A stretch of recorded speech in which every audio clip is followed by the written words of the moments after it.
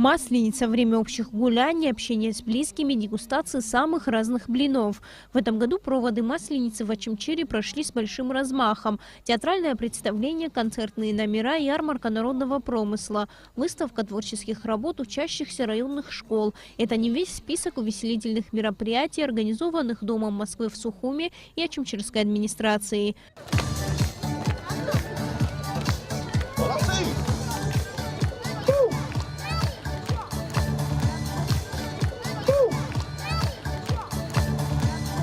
Те, кто готовил в этот день угощения, смело экспериментировали с рецептами теста и начинкой. Они буквально заваливали столы разнообразными яствами. Ну а те, кто ими угощался, порой даже терялись от такого изобилия.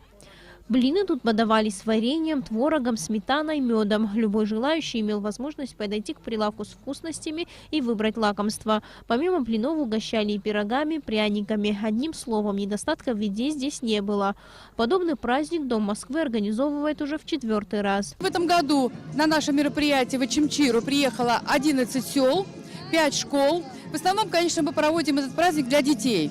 Но, как ни странно, очень много взрослых. И праздник веселый.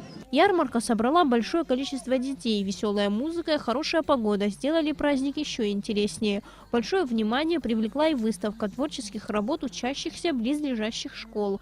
Сария Смыр, Астамур Гожба, Абхазское телевидение.